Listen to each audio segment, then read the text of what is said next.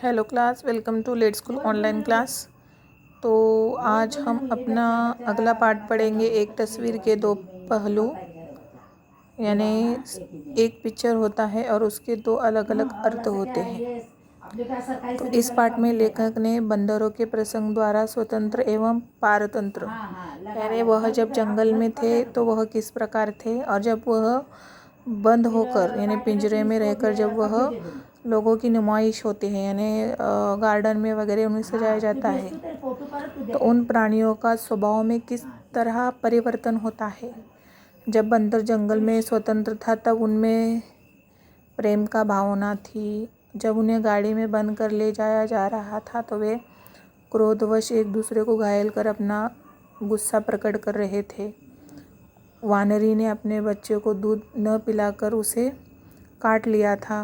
पारतंत्र्य प्राणियों के स्वभाव को आक्रामक एवं क्रूर बना देती है, यानी बंधन, किसी को भी बंधन करना यह हमें आक्रामक करना और वह क्रूर बना देती है। तो हम यही पाठ को अब पढ़ेंगे। आप भी ध्यान दीजिए, अपने अपनी पुस्तिकाएं ओपन कीजिए। तो यहाँ पर हम शुरुआत करेंगे अपने पाठ को पढ़ना। तो मैं एक जंगली नागरिक हूँ, यानी जंगल में रहने वाला। खाता हूँ, पीता हूँ, जीता हूँ नगर में, पर जीने का रस मुझे मिलता है जंगलों से, खेतों से, उपवनों से, झीलों से, पर्वतों से। जंगल में बैठकर प्रकृति के साथ मिलकर बातें करना, हंसना खेलना मेरे जीवन का एक खास शौक है। लेखक कहते हैं, मेरे मित्रों, मैं और मेरे परिवार में ऐसे भी लोग हैं जो मुझे मेरे इस स्वभाव के कारण धुमक्कड़ कहते हैं, और ऐसे भी कहते हैं जो सीधे मुझे आवारा कहते हैं।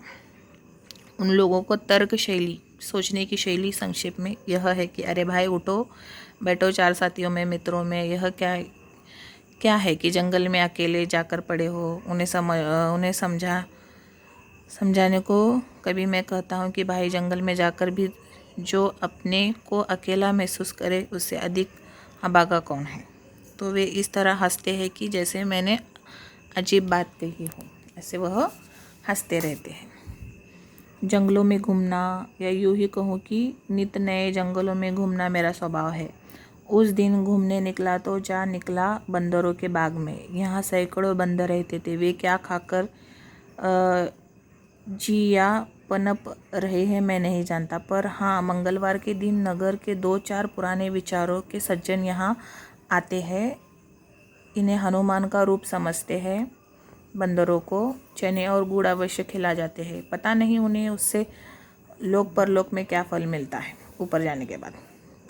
पर यह अवश्य है कि यहाँ का वानर दल न तो मनुष्य से द्वेष रखता है और न ही भय खाता है, डरता है। पालतू पशु की तरह प्रेम के मधुर पाश में बंधकर हिला सा गया है। मैं एक वृक्ष की छाया में बैठ गया और संस्कृत का मालवी माधव पढ़ने लगा। संस्कृति की माला अद्भुत रचना है। पढ़ते पढ़ते अकस्मात मेरा ध्यान वानरों की ओर चल गया। वे अपने ही राग में मस्त थे। एक वृक्ष के नीचे कुछ वानर शिशु आपस में खेल रहे थे।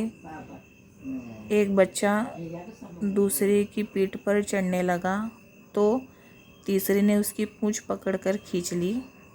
जिसकी पूंछ खींच गई थी उसने उलटकर खींचने वाले का कान काट लिया था।